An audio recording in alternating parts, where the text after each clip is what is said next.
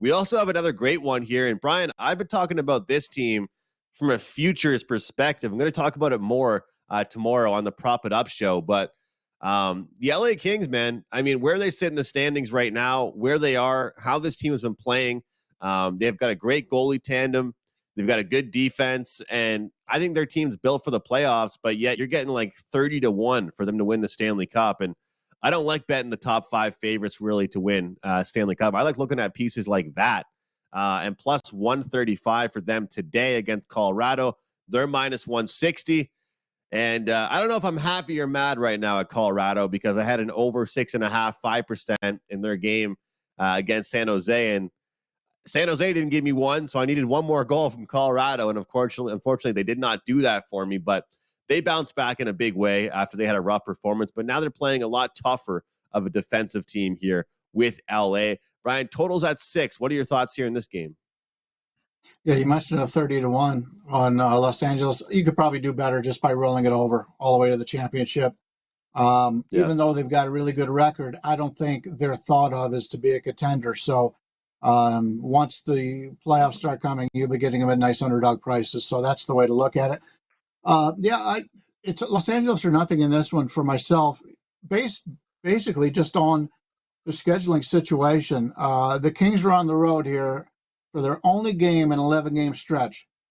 So they've been playing at home. They've had nice balance between, play a game, get a day off, play a game. That's what I really like. And you're getting them here on their first road game, I believe this month. It could be. I don't have the schedule in front of me, but I know there's 11 games, and they got 10 of those games at home. So that's a big advantage to me as if Colorado continues to fight these injuries. Are they ever going to be fully healthy? We'll have to see. Colorado's the better team. That's why the line is where it is. But I think the Kings are a live dog here. You take a look at the history between the clubs. They match up pretty well. Vegas matches up really well against Colorado. Los Angeles matches up well. And pretty much the rest of the Western Conference doesn't have a clue against Colorado. So when I get a chance to take a team that matches up pretty well with them here at this price, that's the way I would look. And that would be on the Kings here. All right, Brian, looking at the LA Kings here, and you definitely are getting a good price on them. Carm, what do you think in this matchup? Colorado coming off that big game. I don't know if Marco would be here. He might be talking about the fat and sassy angle. I don't know if that applies here, Carm, but what do you think here in this one? I'm not sure if it's I would call it the fat and sassy one. I get a 6-0 win against what was essentially a toothless Sharks team. But you got to remember that also came on the heels of losing 3 straight games, two of which they allowed seven goals in each of them. So they probably needed a better defensive effort, and they definitely got one.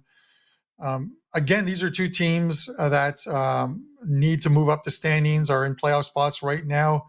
I think we could see another one. I'm not going to call it a defensive battle, but another game in which the high danger chances are few and far between. I'm leaning under here.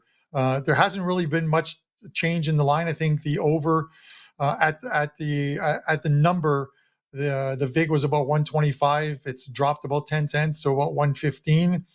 So I'm going to take the plus money if I can find it on the under. If I can still get the plus 105 or plus 110 on the under, that's what I'm going to take.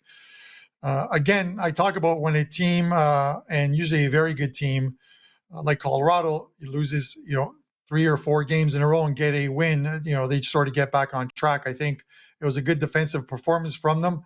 I also think the Kings are a better offensive team than the San Jose Sharks are. So you want to always obviously take those with a grain of salt. But I'm going to lean under in this game. The 160 on Colorado is probably a little too high for me, just given that the Kings are playing well. The Kings did upset them in Colorado last time out here, so I don't think Colorado is going to take them lightly here, but it under for me in this one. Well, as Brian talked about, this is a LA Kings team that not a lot of people really are mentioning and really have them beating teams like this. But I've got Brian looking towards the dog. Carmine likes the under here. And I guess, you know what? I'm going to combine both your guys' plays together into one play. I'm going to look at the team total under 3.5 for Colorado. Like we just talked about, Carm, you mentioned it. Look, I get it. I know that Colorado didn't play a contending team or anything like that, but they're still off a good performance. However, like you said, this defensive effort from the LA Kings, not just from their defensemen, but also their forwards, is going to be a hell of a lot better than what Colorado saw just a couple days ago. So I think it'll be tight. I think LA is really good at maintaining possession. They play more of a dump and chase style of hockey. Their forwards are very big. They're physical. We could see a game that, as much as it has the, it has the feeling it could be an exciting game, we actually could see a boring defensive style in this game here. So under 3.5 team total for Colorado. That works well for the show. Brian likes the dog. Carm likes the under. Give me the favorite team total on the under. So I wouldn't mind a 3-2 victory here for the LA Kings, boys. That will cash us some tickets.